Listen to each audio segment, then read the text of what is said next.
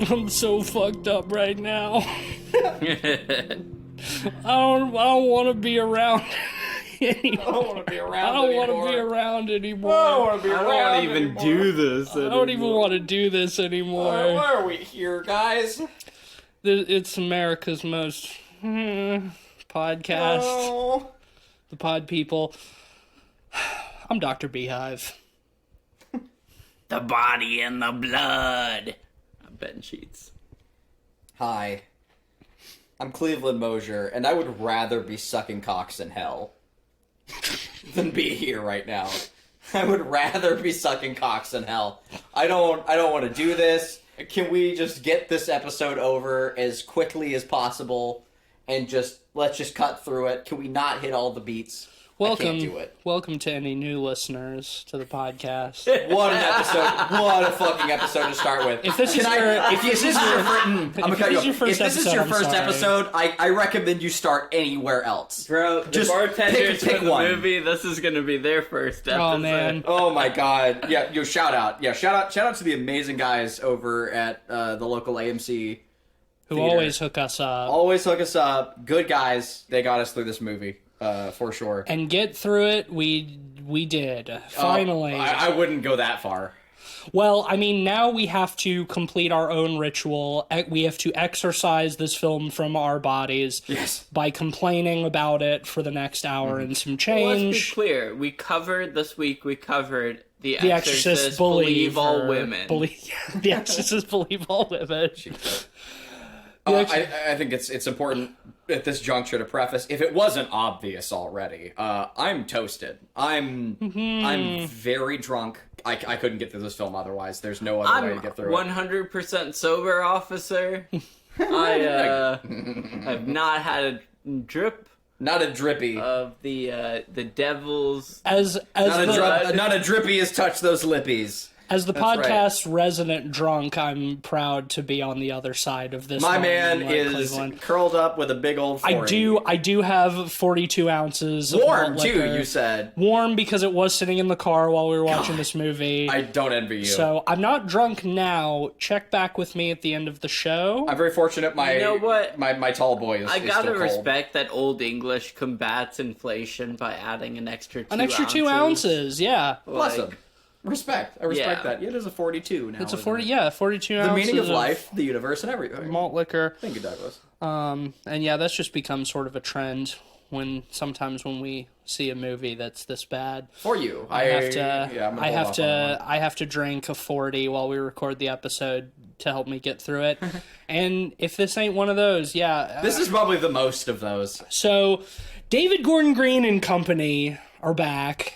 We've had I'm making such a face right now. We've had a storied history with them over the course of this show. We've been covering this group of hacks since 2018 for almost the majority of the podcast. Come on. And Halloween 1 is good. The first Halloween 2018 is good. I stand by it. I stand by that too. It's a good movie. I stand by that too. Ben and I were the only ones who were on that episode, but we both liked that movie a lot. Then and Halloween, me, not on that episode, also really liked it. Did watch it with you later, really yeah. Before Kills came and out. I always have to preface, like, again, with this whole crew that did the Halloween remakes and I guess this bullshit now, that first movie is great, and that's what's so baffling about this whole situation. It's first Halloween movie, that requel is great. And then just from there, it's been so downhill. Just downhill, yeah. If it wasn't great, it wouldn't have enabled all these other dog shit movies to come out. Well, yeah, I mean, you can go back and listen to our episode on that. You can listen to our episode on Halloween Kills, Halloween Ends, both movies that we collectively hated. And I mean, I think, you know, we've made no secret of our just like rock bottom expectation for this crew's take on The Exorcist, and somehow worse than I was expecting. Bro, I could not have had lower expectations. I knew this movie was bad going in. So when I sat down in the theater, I was like, okay, let's separate it from the Exorcist name. let's imagine this movie was called Untitled Movie. Just called The Believer. With no context or fucking baggage attached to it. Still, no redeeming quality. Well, the problem is the film itself makes it impossible to actually disconnect this from the original Exorcist. And I knew we were going to have a bad time by watching that one so close to watching this one because it's so fresh in all of our brains. But like it from literally from the opening shot of this film, literally from the opening shot of this film, they are saying, "Hey, remember the Exorcist?" And of all the movies to do that with, it's insane to me. Like it earnestly like why would you do that with like Friedkin's original film, right? Like with the 70s movie, like why would you like it's one of the greatest, most sad, legendary, man. most important horror films of all time, which Carpenter's Halloween, in fairness, is that too. It has that same legacy as Friedkin, and they tricked us by making us think they were going to do it justice by like that first movie being good. But this is the worst fucking kind of movie in my opinion. Yes. Because it's bad. Boy, is it bad. But it looks like a movie, and it sounds like a movie, and it has real actors in it giving real performances. But other than that, it is completely hollow. Okay, 100%. It is completely fucking I hollow. wanna touch on what you're saying I right disagree, because I don't think real performances is a great way to put it. I think a lot of actors in this movie are phoning it the fuck in. Really? Yeah. I think the dad in particular, like I want to say personally, I hope that any of the actors in this film can get away from this. Like I hope that this movie doesn't tarnish anyone's career. I would never wish that on anybody. Well, the main dad, Leslie Odom Jr., he's been big-ish for a while. I think he was a Hamilton guy. I think he was in the original cast of Hamilton. Oh, yeah, I guess so. So he's had his little thing for a minute. I think he's fine in this movie. I think 100%. the little girls are fine. I think Ellen Burstyn's phoning it the fuck in, but she's 90 goddamn years old, so Whatever she wants, man. They fucking pulled her out of the damn nursing home for this, so I cannot blame her. But the movie is completely hollow. It is the shallowest, laziest, just straight up remake of the original, hitting all of the fucking like narrative bullet points and using all of that language that the original one established, just devoid of any soul. See, I think it hits a lot of those points, but it misses the point of them entirely. To the point where, like, the points that it does hit feel somewhat incoherent in the stew of a movie. I don't know if we've covered any horror movie on this podcast that felt less tense than this film. Which is crazy. Bro, I was thinking the movie, same thing. Yeah. This whole movie. Like, devoid of dread, devoid of tension. Well, and you know why? I was thinking the same thing. I had the same critique like years and years ago for The Nun, but this movie it feels like it's shot like a trailer or like YouTube content. Like it's so rapid fire that you don't really have an opportunity or moment to rest. And good tension is all about silence. It's all about waiting and giving you a moment to breathe before you drop the piano, you know? The crazy... And, like, this movie, from the beginning, like, while nothing is happening, like, there are scenes where it's just, we're just trying to set up our story, like, give exposition to these characters and give a life, again, set up the board before you flip it. You know, set up the room before you pull the rug out for a minute, whatever fucking metaphor you want. Like, build it first, and then set everything ablaze, right? I think like this movie, the whole time it's shot, tension. There's multiple elements of dialogue happening over the top of each other. Like everything's going. The girls are in a room and like there's a TV playing at the same time, and it's like and the teacher's yelling at him, and the dad, and it's kind of intercutting between the dad and this, and it's just non-stop. And like just set up your movie, like slow down. Well, I think the first scene in Haiti is a great example of that. Yes. Right? Because, like, they are aping the original, opening in the Middle East hard. Have it set in some other country. Have it an opening in some other country with beat one like you were touching spiritual elements. Yeah. But Cleve, you're totally right. This movie is relentless in its pacing in a weird way. Yeah. Because at the on one hand it feels like nothing really happens. Yes, but at the same time, everything is happening all at once. It's action packed. That is exactly what I was gonna say. Is that you leaned over to me at one point in Cleveland and were like, God, please slow down, because like you said, it's cut so quickly, there's so much happening. And I said, it's so we can get to the scary stuff faster, because I thought that that's what they were trying to do, that they were trying to speed up the kind of glacial pace of the original and get to the spooky, scary exorcism stuff quicker, but then nothing happens in the goddamn movie for an hour. Here's what I'm gonna say. Just a little silver lining is there is a film that came out recently that has a relatively paced beginning that did gangbusters, right? And that's Barbarian. Mm-hmm. Right? Barbarian is very carefully paced. It takes its time getting to the big payoff, or even the moderate payoff, really. And it worked, and people still loved it. And I just want to say that right now because it really, I think, disillusions that whole stupid idea of, the need for modern pacing and to keep things fast and quick. Just look at Barbarian. People loved that movie, right?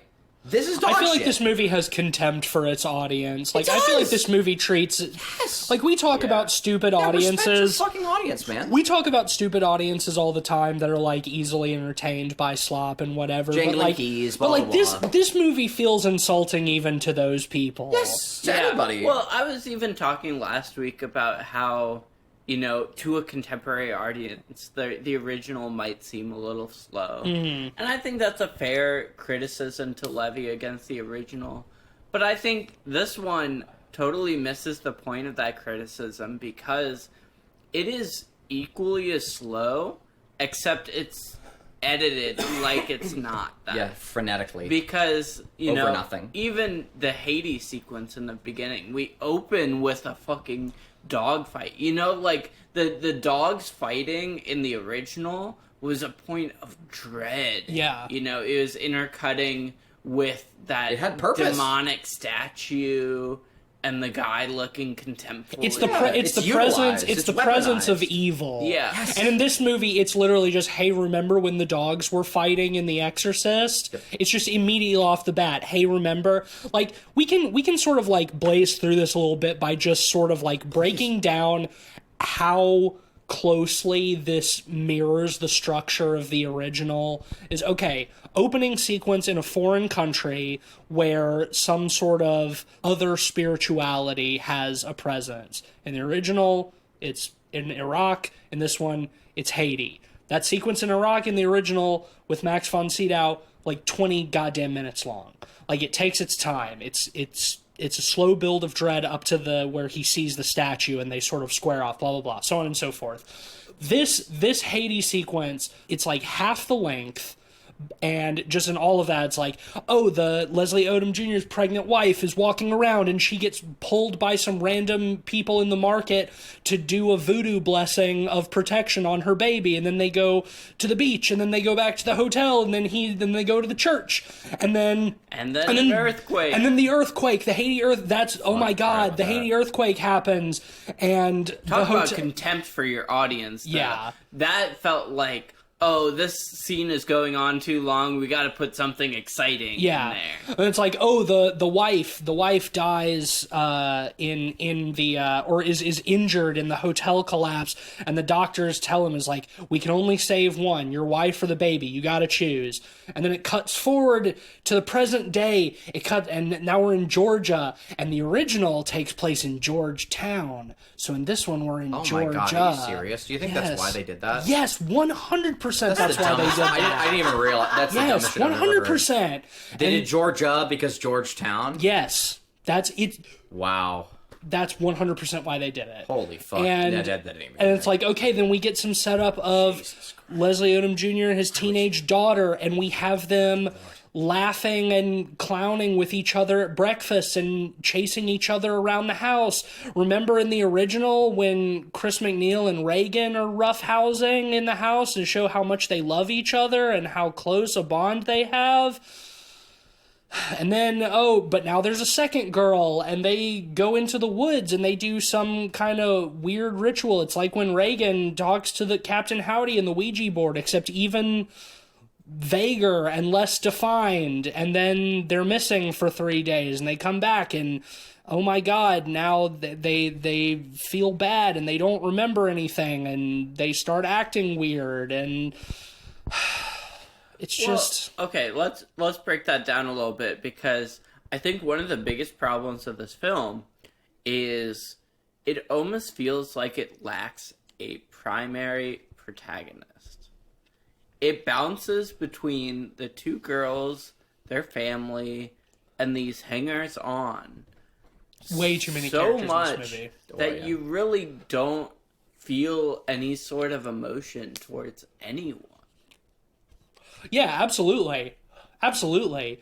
I mean, last week we talked about how the emotional center of The Exorcist is these sort of like parallel stories of like Chris McNeil exhausting all options in pursuit of trying to save her child and turning to something that she doesn't really believe in as a last resort, mirrored with Father Karras's own struggle with his faith and sort of finding that again through being confronted with evil, right? And sacrificing himself. Like, that's the emotional core.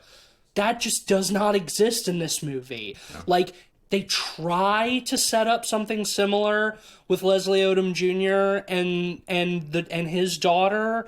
They try, but there's too much else going on. It's like, okay, we're doing a requel of The Exorcist 50 years later, so how do we up the ante? Okay, there's 2 girls who get possessed now. But what does that mean? We have to introduce this second girl. We have to introduce her family. Then there has to be tension between the 2 families when they're fucking searching for the kids, and it's just like there's no time for it. And then there's also the neighbor who is like bitching at them for leaving their garbage cans out on the street, but she's a nurse at the hospital, and so she's taking care of the girls when they come in, and then the only time that any of these characters have to let us know who they are is when they literally tell us. Like, when they literally tell our protagonist, the father, right? Like, it's the weakest, most, like, basic form of storytelling, where it's just, like, the nurse neighbor she only gets a brief opportunity to talk to the dad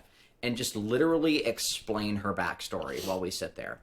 Over quick cuts. It's weak, man. Yeah. It's fucking weak. And I will say, the woman who plays the neighbor, Ann Dowd, is probably the most recognizable face in this movie. Sure. She's like a legendary character actor. She's great. You know, she's been in a ton of different Deserves stuff. better. They all do. You know, every actor. She was in The Leftovers. And I don't think she is phoning it in. No, I think the script is bad, but that's what I mean when I say like these are real actors giving real performances. Like, outside of Ellen Burstyn, like, all these people feel like they're trying, and I think they all give pretty decent performances as far as their dialogue allows. The problem is the dialogue is fucking shit. It's all bullshit exposition, and these characters are underwritten, so I don't care about any of them. They're acting, but I don't give a shit. I don't fucking care. I need to just, like, get this out so we can just have it out for the rest of the podcast, because I don't want to talk about this either, but I come feel out of the closet, dog. You're not going to like this. I haven't felt very specifically like this. And again, I've referenced this several times in the podcast to an annoying degree, but I'm sorry. But, like, I have not felt specifically like this since I saw that fucking Rise of Skywalker movie in theaters. Oh man, I'm sorry. I told you. But like, I mean, I remember. I was there. I was there with you. I watched this. I was there with you. Hear me out though, because I think you'll agree. For so many of the same reasons, this fails, and over a way more valuable franchise, like The Exorcist being that. Like The Exorcist is way more like. I'm drawing like a perfect frame with my hands right now. Like The Exorcist is pretty perfect. Like pretty ideal. Like it's pretty like Friedkin made like a pretty ideal film. Star Wars is goofy space shit with Muppets. I love it, but still. I think Star Wars is as important to the film canon as The Exorcist is, if not more so. I'm glad to hear it from you. But like I mean, I don't particularly like Star Wars, but it's important. Yeah. For a reason. Sure. It's important to film for a reason. 100%. They've just been beating that corpse for way longer than this one. Just absolutely, like ruining and puppeting a dead horse. Yeah. Like, it's not even beating a dead horse anymore. It's worse than that, like, at a certain point. But, no, I think that these films are very similar. I think The Exorcist Believer and Rise of Skywalker are very similar films in that it's just, again, that whole idea of, like, the franchise must survive. Like, we have to puppet this corpse as long as we can for however we can. And it serves no purpose for that. And in addition, I don't know the behind-the-scenes gossip and the rest of, like, how the screenings went for this movie. But I do know that, like, for Rise of Skywalker, like, there were several screenings that tanked. They had to re-edit the whole thing. There were apparently shouting matches. There was all this stuff for Rise of Skywalker. Well, the whole thing was to retcon everything that Rian Johnson did in The Last Jedi. But even in addition to that, so like, much. past that edit, there were even more edits, and it was a whole thing. And you can feel it when you watch the movie. Like, when you watch Rise of Skywalker, it's so relentlessly paced. It's so frenetic that you don't ever have a moment to recognize how bad it is. It's a sleight of hand. And I felt the same about this film. Like, they cut it so frenetically from the beginning to the end that they thought they could get away with you not recognizing how bad it is because it's happening so fast, always. So relentlessly, so nonstop. That they could get away with it. Like, oh, look over here, it's okay. Because, like, it's just constant shot after shot after shot. Yeah. And it's cruel. And it's not fun to sit through. Like, to me, it felt like a first draft. Yes. It felt like a first draft of a script they were working on. And, considering the screenwriters here, one thing I was surprised about is how humorless it is. You have David Gordon Green and Danny McBride on the screenwriting, as well as Scott Teems, who's kind of notoriously a hack. He worked on exclusively Halloween Kills, Insidious Red Door, this movie, and... You're saying Firestarter. And Firestarter, the Firestarter that we covered last year. And, so nothing but fucking... Man, shite. I tell you fucking what, I mean, I think you're right. I do think that there's not really much room for humor in The Exorcist, which is why these people are badly suited to be doing this in the first place. Yeah. But the more I see of these fucking movies since the first Halloween, the more that I think the person with all of the real writing talent in that group of people is Jody Hill.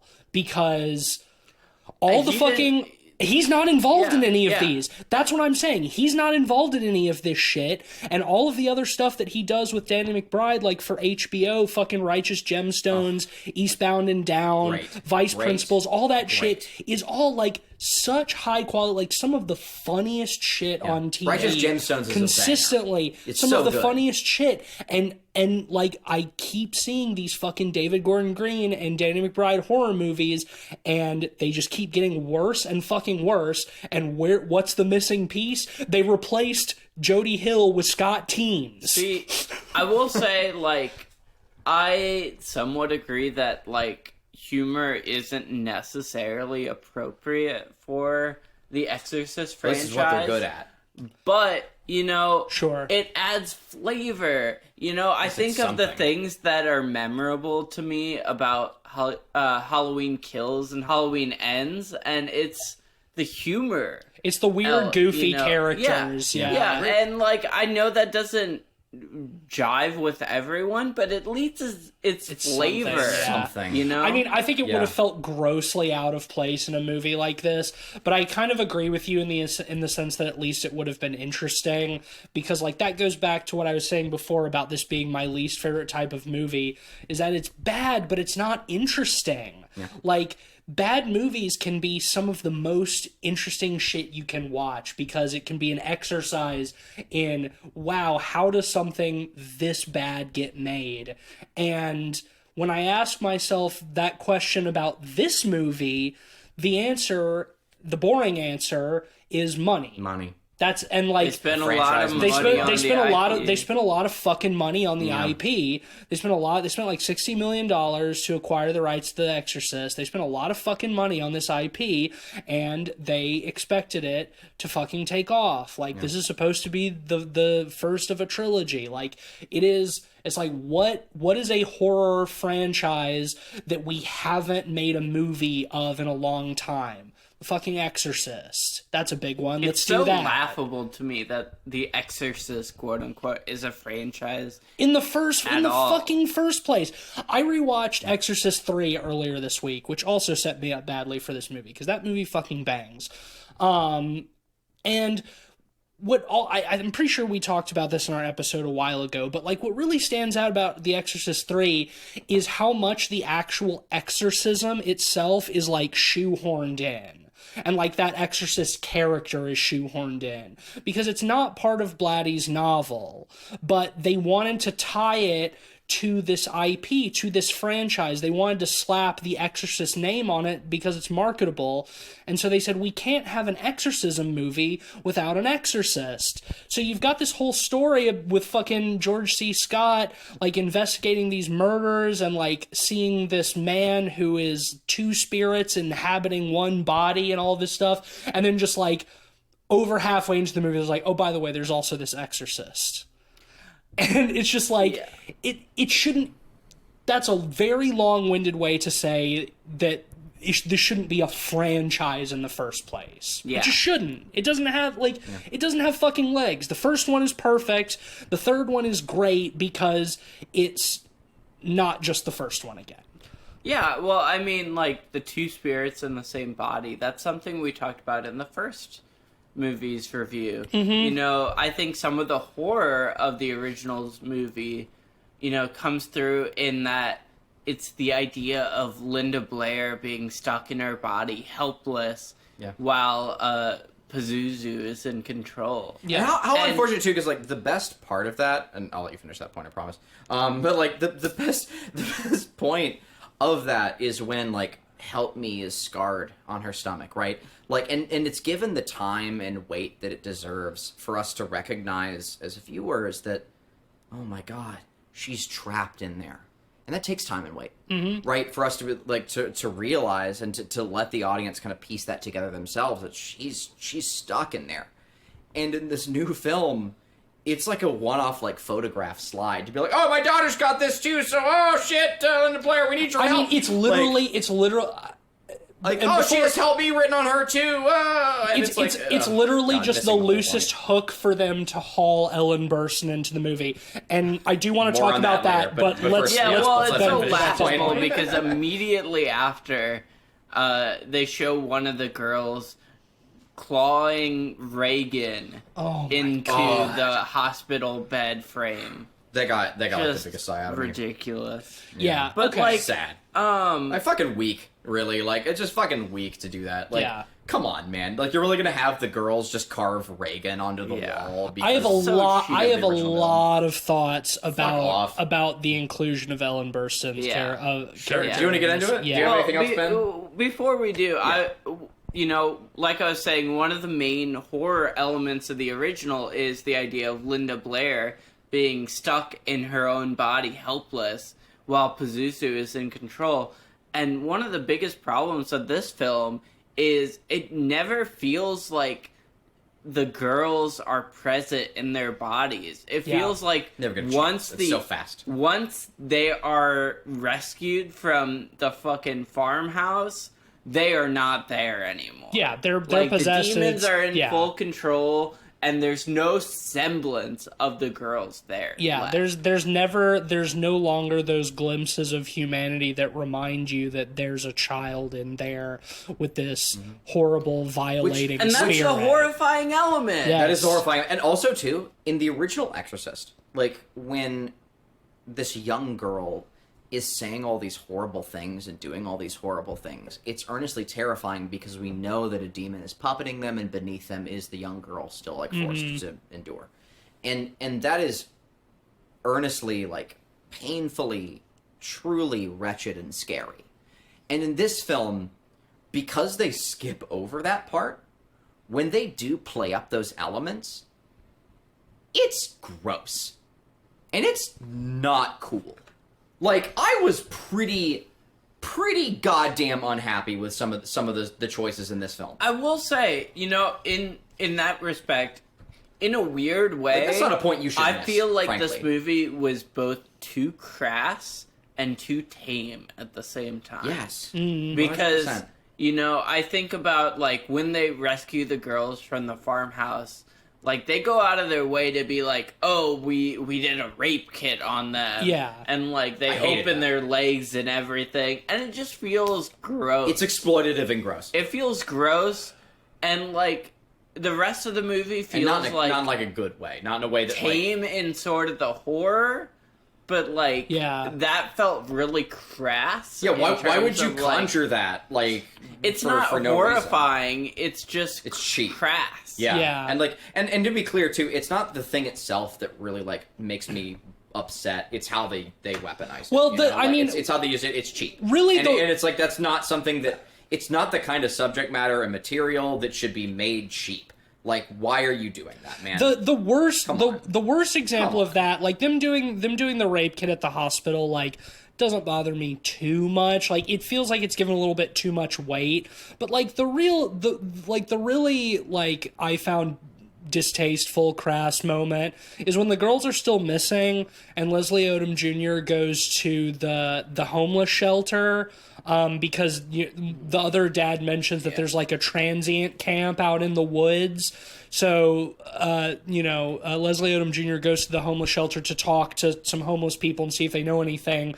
And this one bum at the table is like, some kids go running off even though they got a nice house and family because they want to do stuff they're not supposed to. And he takes like a hot dog and like makes a circle with his thumb and forefinger and like mimes fucking with the hot dog. And it's just like, what's your point, man? Like, what are you trying to say here? That, like, when young girls go missing, that, like, the fear is that they've been raped? I mean, you don't need to say that. Like, you don't need to say that. It's the same, like, problem that comes through in those latter Halloween trilogy movies, where it's like, they just can't help themselves. They can't help but just, like, say it directly, where it's like, oh, I guess we were the monsters this whole time, but it's fucking obvious. Yeah. Like, it's an insult. It's an insult to your audience, like, at any level. And here, it's an insult to your audience, but also, it's on a subject matter that you really should be careful with.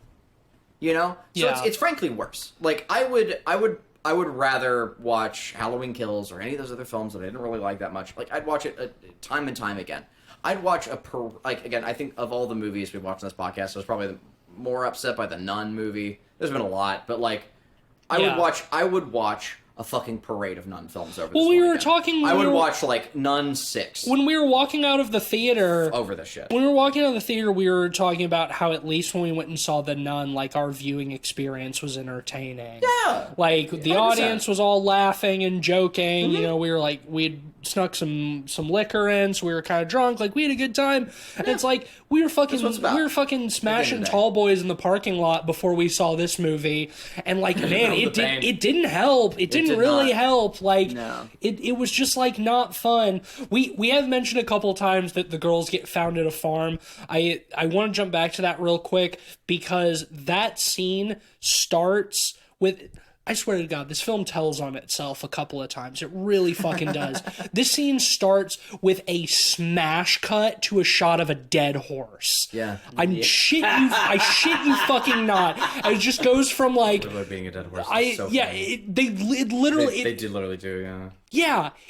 It's like the homeless shelter scene is like right before that, and it goes like right from that, bam, shot of a fucking dead horse, and then they're found on the farm. It's like, come on, guys. It's like almost they're trying to send us messages as a cry to right. help. It's like it's one of those things that like has anyone checked in on the filmmakers? It feels self-aware enough that it almost feels like they're like saying "fuck you." It's like, you piece of shit. Like you're here watching this movie. I'm kind of with that. Like, you dumb fucking asshole. Like, a movie can only be so unintentionally rough, right? You dumb fucking asshole. Yeah, I don't know. Like Okay, let's talk about Ellen Burstyn. Obviously, that was a big part of the trailer for this movie. They're doing the same thing they did with Jamie Lee Curtis. Got to wheel out one of the original characters. But way worse, because like Jamie Lee Curtis in Halloween 2018? Yeah. Halloween 2018 is like well set up and well thought out. Like they took their time. They said, hey, what if this character was still around?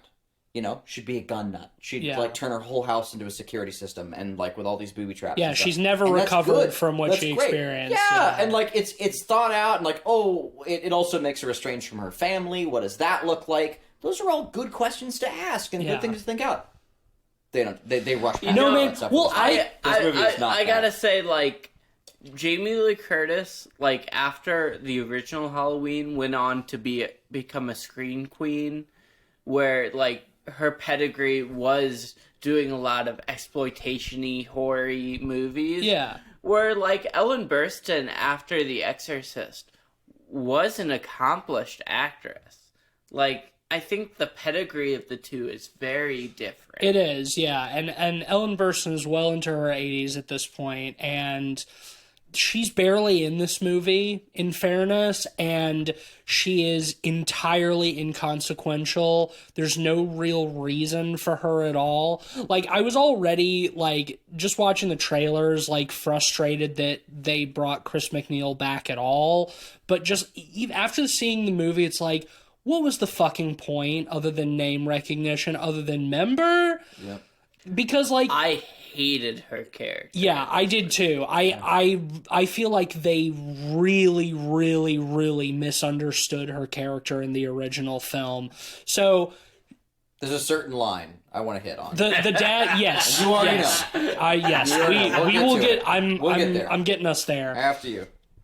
So at one point, the neighbor lady shows up to Leslie Odom Jr. She's like, "Here, I think you should read this book." And it's Chris McNeil's book that she wrote about the exorcism of her daughter, which I have just that premise alone many problems with. Because, like, they go out, like, they point out at the very end of the original Exorcist that, like, Reagan has no memory of it, and that Ellen Burstyn is not going to tell her about it, because why would she? If she doesn't remember it, then let her live in that ignorance, right? That's what's best for her daughter. Everything she's done is to protect and save her daughter.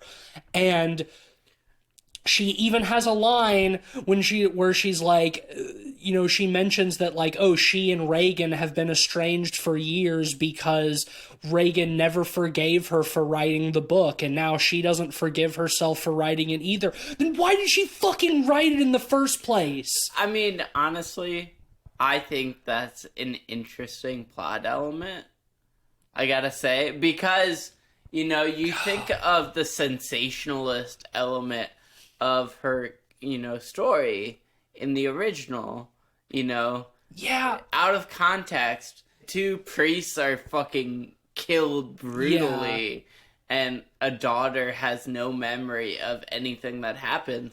And that's a story that obviously makes money if you write a novelization about it. It does, but I think it's a betrayal of her character. Like, I think that it's not an uninteresting premise, but I think that everything we know about Chris McNeil from the first film says that is nothing that she would ever even consider, that is like anathema to her. And like, she's already an actress, like she's already famous, she already is in movies.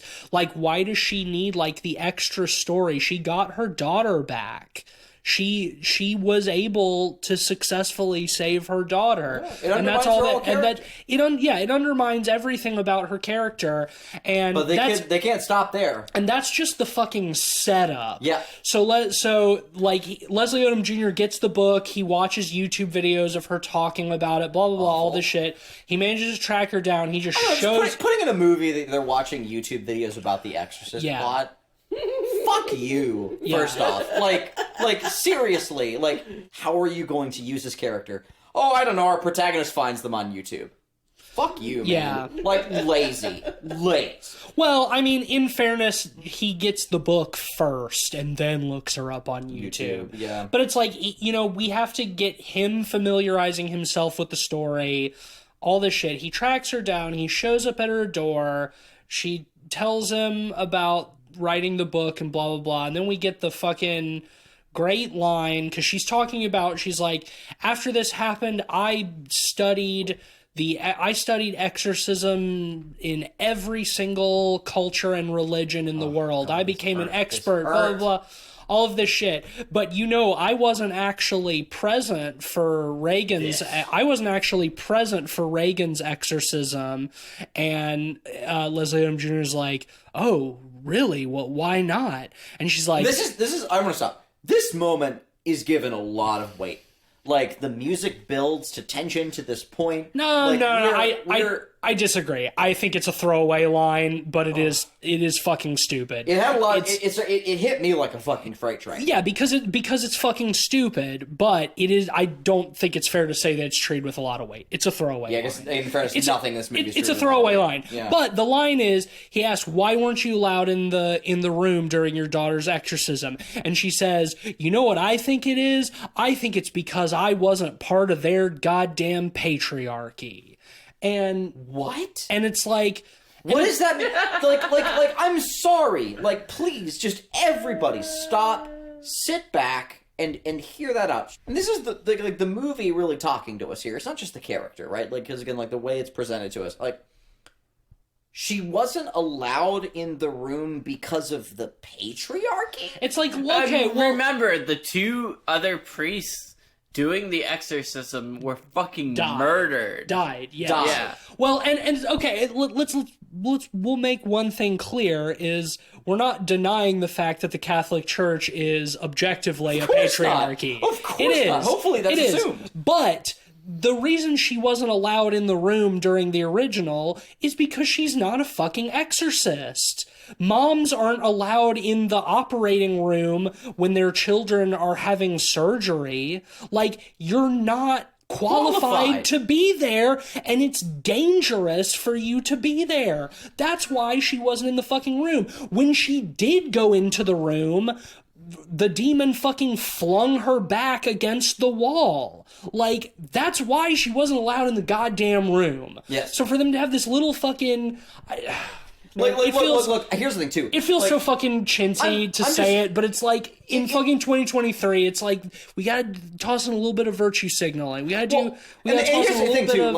And I want to use that word. It's like... The Wokersist. The word... The Exorcist believe all women. Yeah, man, but, like, I hate it, because, like, how are you gonna, like, fucking trip over your feet so hard in your film that, like... You fuck up taking a jab at the patriarchy. Like, the patriarchy is really easy to take jabs at because it sucks. It's just a jab that... And, the problem is not that it's a jab at the patriarchy. The problem is that, again, it's a misunderstanding of her character and the events of the film. Yes. It's like, she wasn't kept out of the room because she was a woman. Like, it's just, that is not a reading that you can take from the original film. It's insane. It's very just shallow. And like, look, I am, and again, shallow. It really doesn't even need to be said, but like, all of us are super on board for jabs at the patriarchy. Like, sure, like fuck yeah, like you want to take a jab at the patriarchy, but like, this is this is the weirdest way to utilize that, to weaponize that, because it's not. Well, it doesn't, because it doesn't feel fucking sincere. Yeah, and that's why, like, I think that, like, the word... Nothing in this movie feels fucking sincere. And like, to re-co-opt, like, what you said... This is a fucking cynical-ass movie. It's cynical as fuck, and again, like, virtue signaling is a term that's, like, largely been co-opted by the alt-right, or, like, we can re-co-opt from the alt-right or whatever, but it is. It's, like, this is absolutely what virtue signaling is. Like, it's when you take... something that has absolutely nothing to do with the patriarchy, and you make it about that. And how about this? Let's carry it on from there and say, okay, this time, 90-year-old Chris McNeil does get involved. She goes back with Leslie Odom Jr., and she goes into the one little girl's house, and it's all fucking torn up, and she goes into the room, and what fucking happens to her in there? What fucking happens to her after being in the goddamn room for 2 minutes? The little possessed girl picks up a crucifix and stabs her eyes out.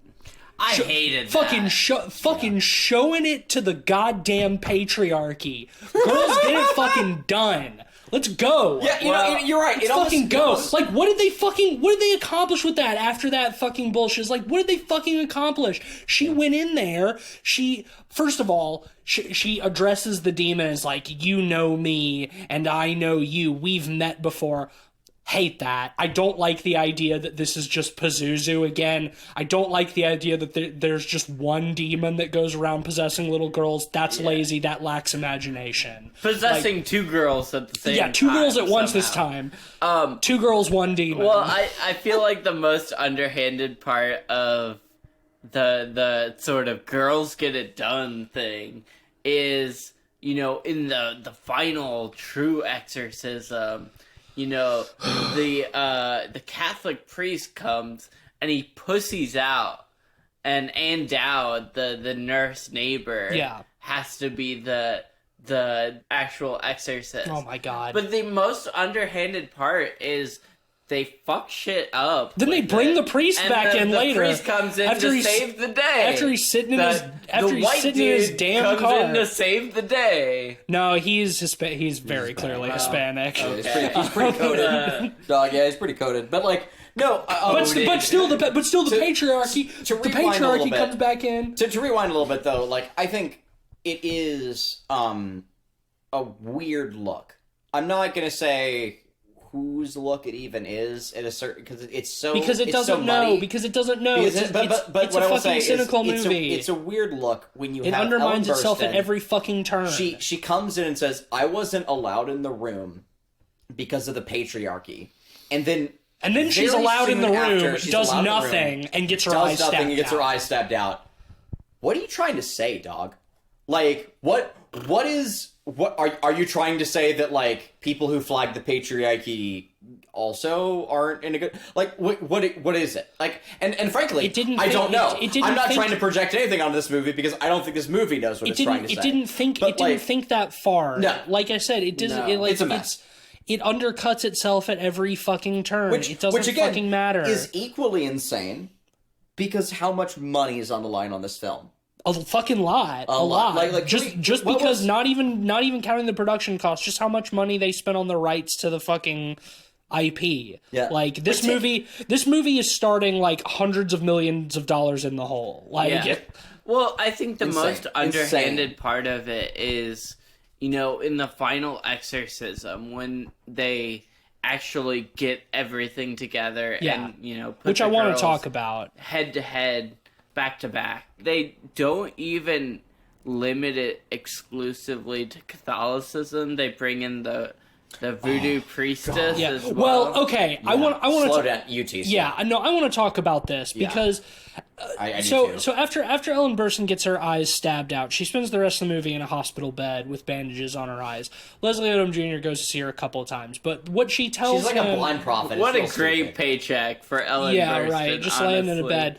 Like 2 scenes and then just laying down. Yeah. Okay, so what she tells him is that what she learned in all of her time studying exorcism in every culture is that it's not about the religion, it's about the belief or the people or something. Yes. No. Let's not glaze over that, because like I think it being about the people is the nurse character at the end. I think that comes back around. Yeah, honestly, like at this point, like I had entered. I feel like I was possessed. Like I was in such a fucking like flux state. It was kind of hard for me, again, because of how like rapid fire this film is. It's kind of hard to track.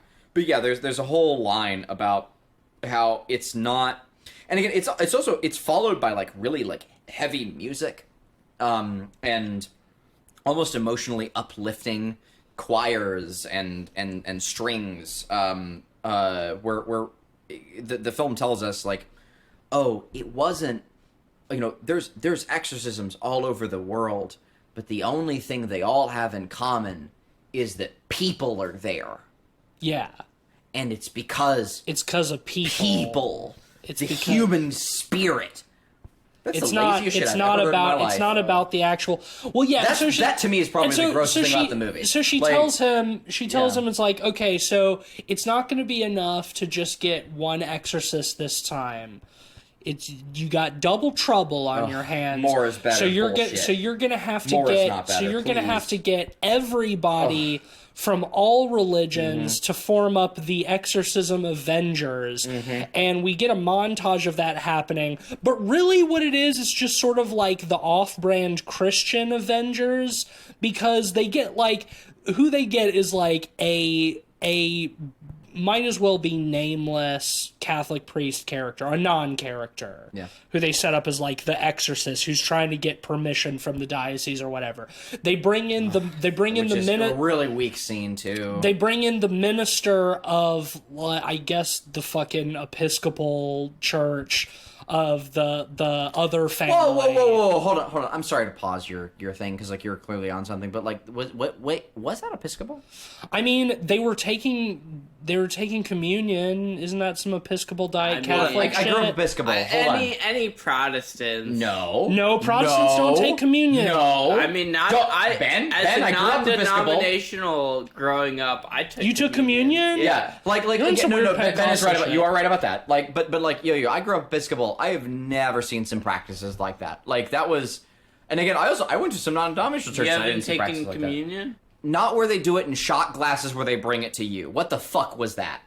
That's just a church thing. I've never seen that shit. I did something similar. You did? Yeah, non-denominational. They had a thing of little shot glasses of grape juice. Yeah. They didn't even do fucking... I've seen No. Episcopal, we did wine, dog. Like, first off, hold up. That's important. Episcopal Church, we did wine.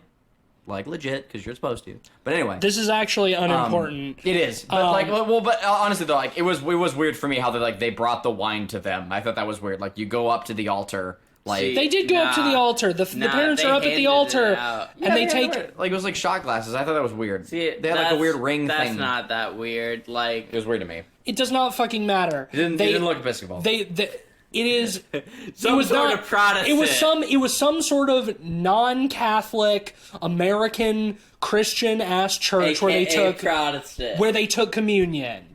Most Protestants, like the Baptists and the Methodists and stuff, do not do, for what it's worth.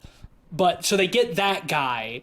They get Leslie Odom Jr.'s like Pentecostal friend from the boxing gym speaking in tongues and shit, and then they get his friend Dr. Beehive, who is like a root magic practitioner. She gives some shit about how it was like ancient African slave magic mixed with Native American slave magic. Dog, I'm sorry. But also Christianity right there. I don't know. That's a whole ass movie. Supposed to be the same person from the Haitian scene in the beginning? No. Who she is, though, is the same person from when Leslie Odom Jr. comes home at night after being out looking for his daughter, and there's just a bunch of people in his house, just like randomly that he didn't invite, wafting candles and shit. And his buddy from the gym comes up, he's like, wait, don't be mad. This is my friend Dr. Beehive. She's trying to bring your daughter. She's trying to bring your daughter back. It's like, what is happening? Yeah, well, what movie? And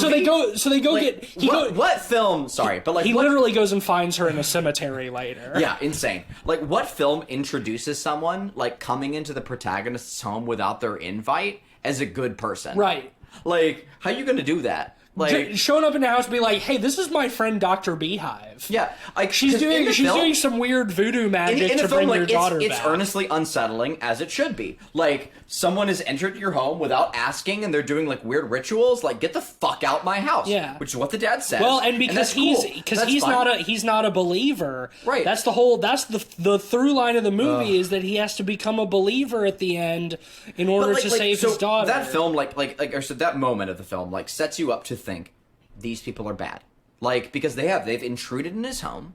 They've come in, they're just doing rituals and stuff. We're supposed to feel uncomfortable along with the dad, which we do, in fairness.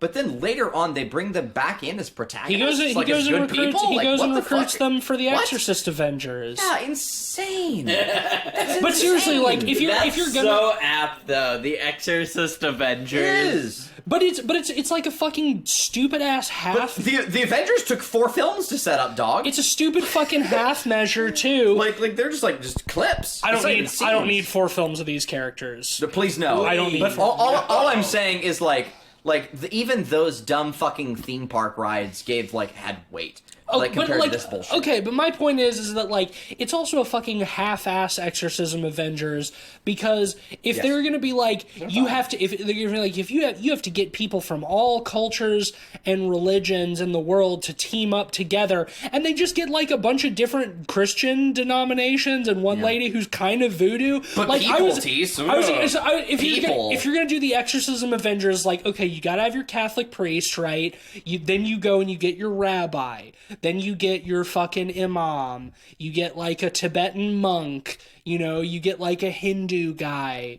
You get validate religions, dog. Well, I mean, the exorcism fucking fails until the Catholic priest comes back and then immediately dies. Yeah, but you're so right though. That whole idea of they've already done the dumbest shit they could do and say, oh yeah, you know what all these things have in common? People were there. Literally, bottom of the barrel thing that could be a thing, right? I mean, I don't know, what do all of anything have in common? People were there. The exorcism that doesn't mean anything. Fuck you. The exorcism in the original is a fucking battle of the spirit and willpower. Yes. That is what it is. It is the exertion. Crisis of faith. It is the exertion of your willpower against another's, against something that is more powerful and darker and evil than you, and your faith finding a way to triumph even through self-sacrifice.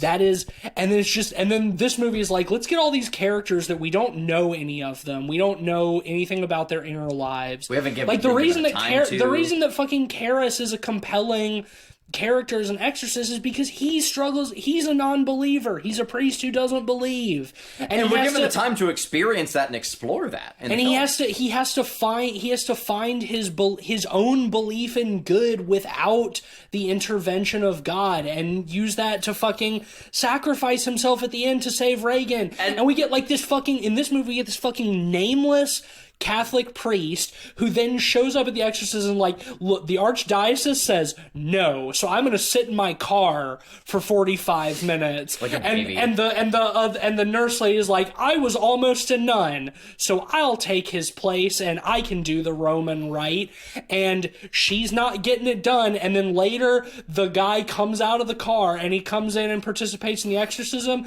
and what happens immediately? His head gets twisted all the way around and he dies. Like in the original, I remember too. His head twisty. His head twisty around. Yeah, his head twisty around. Wow. They did it. They did the head twisty around.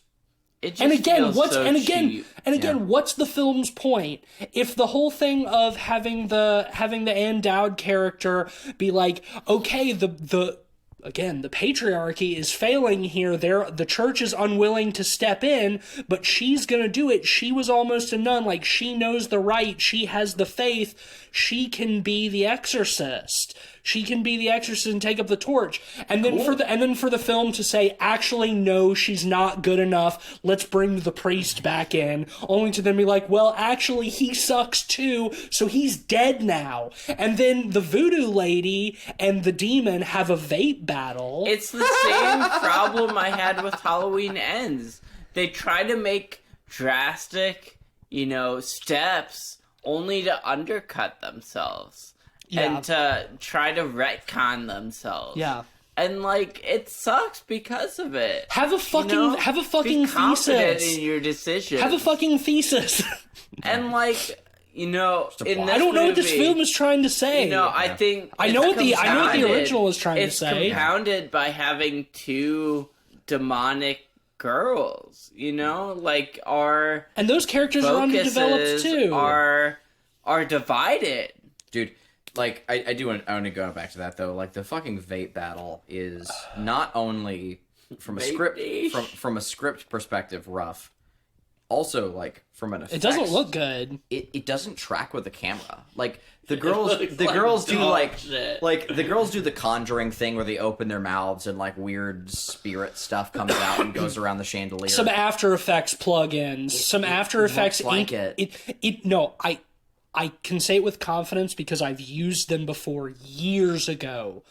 I recognize the exact fucking same After Effects ink in water plugins. Yes. That they have them rising up out of the girls' mouths. And you're right, it does not track with the camera. Yeah. And then the voodoo lady or the root magic lady or whatever, I don't know what I'm supposed to call her. Dr. Beehive. That's her name. Dr. Beehive. She blows some dirt into the fire or something, and it creates a big cloud of smoke that then flies up and attacks the demon girl Smoke, and then the whole room gets smoky, and then it clears, and then one of the little white girl's parents are just like, is that it? Is it over? And I was like, please. And it's no, we still have 30 more minutes. And they were like, choose one. Okay, you can choose one girl. Yeah, let's get into that because we're already running long. Yeah. But yeah, so the ultimate what it comes down to is the demon girls are like, oh ho ho, you have to choose one to live and one to die. And choose me, I want to die. Choose me, I want to die. Choose me. Well, I mean, the girls are literally doing that. Like, pick me, pick me, pick me. I want to die. Pick me. And I'm like, yes, me too. Pick me, and please. Again, I want to die. The original film, it has that wonderful moment where the two priests are speaking to each other, and he says, "Don't trust anything this thing says. It's a liar. Deceiver. It's a liar. Just don't listen to it. It will just don't make talk to it even. Don't talk to it. Don't listen acknowledge to it. It's a just liar. Just do the ritual. We have to get through this. And this film makes a whole fucking meal out of this. They dumb spend all idea. the damn time talking to the damn. Which again, we're supposed to like the protagonist. We're supposed to like the dad and care about him, and the dad is just going along with all the shit this demon says. Stupid. Come on, man. I want to like the dad. I do. And, the actor's doing a fine job. Let me just like him, please. Yeah. Well, they fucking pussyfoot over that shit for a while. And they're like, I can't choose. I won't choose. Blah, blah, blah, blah. All this shit. And the demon's like, if you don't choose, both of the girls will die. I almost like the idea where the dad is like, oh, the demon's up to some bullshit. And then the mom of the other girl is like, yeah, the demon's up to some bullshit. And then finally, after a lot of trial and turmoil, the dad of the other girl gives in. There's almost something there. If it was paced better and it worked better, you could almost make something quality out of it. I think one of the more... It's almost a good idea. I think one of the more mean-spirited things about this movie is what ultimately happens to that girl... really for no other reason than her dad is an asshole. Yes! Yes! Like, it's cruel for no reason. It's like weird. It's like weirdly mean. Yeah. So the other dad that's not Leslie Odom, that's not Leslie Odom Jr. When it really reaches a peak, he's like gone around the corner. He's not looking, and he says, "I choose." Whatever his daughter's name is. Like Pikachu. I choose you. I choose you. Yeah. And it's like, oh my god. And then Leslie Odom Jr.'s daughter starts levitating, and she's vomiting black goo up on the ceiling that turns into a goo vortex for some reason. For whatever. And like the heart rate monitor, they all flatline. It's like, oh, she's dead, but the other girl's alive because the other dad chose. And then it's like, haha, no, actually, the demon was lying, and the one you choose is actually the one that dies. And we get like this... I do think maybe the only like semi-visually interesting sequence in the film is like the very short bit of like... the little white girl like in the tunnel in the woods in the water, and she gets like dragged into hell by all of these hands. I feel like that's a really like mean-spirited thing to do to this character. Like it is, and it's like because her dad was a piece of shit. And now her soul is sucked to hell. I mean, I guess it's like life is mean. Dude, honestly, evil exists, visually compelling. Like, but here's the thing. Like, honestly though, in the context of the film, we've hit a number of things like the patriarchy bullshit and everything else that misses the point of the original film. But I think of all of them, this is the one that's the most mean-spirited and hurtful bullshit that misses the point of like the original film. And that is that at the end of this movie, a young girl is consumed by evil and hell. Yeah, her spirit is dragged to hell. Because no adult is selfless enough to sacrifice themselves like the original. Dude, and again, like yes. Like, and going back to like our... No adult even offers it, and I don't. I feel like I would have probably been frustrated if they had done it and the demon had jumped into Leslie Odom Jr. and he jumped out the window or something. Like that wouldn't have been satisfying either. But it's just like compared to like, I mean, Karras's sacrifice in the original is so noble. Like it's sad, it's heavy, and like his friend being there to give him last rites at the very end, like as he's dying at the bottom of the stairs, just to get through in time. Like it's impactful, like it's moving, you know, and it's like having seen who this character is and his struggle with his faith, blah blah, all this shit, like his choice to offer himself to the demon and then jump out the window and kill himself, like that is a profound moment in the film. Yes. And this does not feel like this. It's just like, okay, this one girl's dad is a selfish asshole, and he's supposed to be the child is punished for it. Idiocy. And it's just, I mean, it's cruel, it just mean, feels, and it just feels bad, and it's like, and we see this girl, like all this production value, all of this fucking effort is put into seeing this girl dragged to hell for effect. Well, and she's, like, again, it feels crass. Yeah. Yet it feels tame in what it actually shows. Yeah. Yeah. And it's it's unkind. She's it's just mean-spirited, even for an Exorcist film. Like, even for a franchise that started by doing the whole "your mother sucked cocks in hell." Like, even for a movie that does that, like, it is unkind and worthless and it's cynical. It's cynical. It's a fucking cynical ass film. Yeah. And that is ultimately epitomized by, I reject it, the last couple of things we see. We get fucking Ann Dowd's character talking to like the cops or something. She's like, "What do you think? What do you think evil is? where we come into this world just wanting hope and to live well and to be happy, and the devil wants to take that away from us, and cheap God just wants you to believe and to endure and to go on. And it's like, man, how am I fucking coming out of this movie feeling any sense of hope or happiness or joy or anything? Blah blah, blah, all this shit. You can play all the uplifting string tracks you want, man. And I don't care. And as this speech is happening, overlaid, we see Ellen Burstyn in the hospital, and she's blind, and we hear the door open, and she's like, "Oh, so and so, is that you?" And it's like there's a long pause, and then we hear a voice say, "No, Mom, it's me," and then pan up, and it's fucking Linda Blair. She showed up here at the end because her mom believed or whatever, and it's so fucking obviously that, like, as this is planned to be a trilogy, Linda Blair is gonna probably be the big part of the next film. If we get there, honestly, I hope, and we'll get to this after our ratings, but I hope this movie does so fucking badly that they can the rest of the goddamn trilogy. I mean, I do not want more of this shit. I do not want more of this shit. Like, if they come out with the second one, do we cover it on the podcast? I know, please. I don't want to, but the content hound in me says we should. Man, look, I don't want to. I don't want to either. Here's the thing. Man, look, we can. But we do this as a form of entertainment. I will say, yes, we do.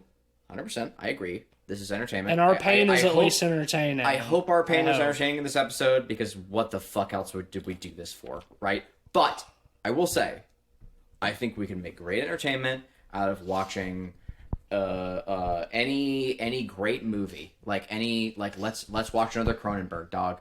Let's make good entertainment out of that. We did it here. We've done it. At this point, it's so fucking cynical. Why would we continue to support? Because here's the thing: our groans or whatever else like that, because of like the current just environment, the fucking capitalistic environment that we exist in, we are still promoting this bullshit, and I don't want to anymore. In a public forum, I don't want to do it. I don't want to I don't want my groans to benefit this fucking bullshit, man. I'm happy to say take your entertainment from listening to this episode, but don't fucking waste your time or your money watching this movie. I'm happy to say that. Like, if you've made it this far, watch anything else. This is not an enjoyable time. This is not a fun bad movie. Watch not even a good found footage Watch movie. The Greasy Strangler. If you have any fucking reference for William Friedkin, so a publicized, watch a bad movie that's made by a couple of teens with a camera. Watch something that is just utter dreck that just some kids made, because at least it's made with heart, man. At least they care. Yeah. Anything other than this bullshit. Because this is just money, beat a dead horse, and I'm fucking over it, man. No. You know what, Ben? I don't. Personally, I don't want to cover another one of these movies. I in a public forum or otherwise on a podcast, I don't care. I'm so over it. And our hopefully our listeners feel the same way. And again, frankly, we don't have that many listeners to we're doing this because it's the three of us sitting down, enjoying this time together, watching movies and talking about them and sharing discourse. And we're learning lessons from it and everything else, but I've learned all the lessons I need. I've learned everything from this bullshit movie. I'm done. I'm over it. I don't want to do it ever again.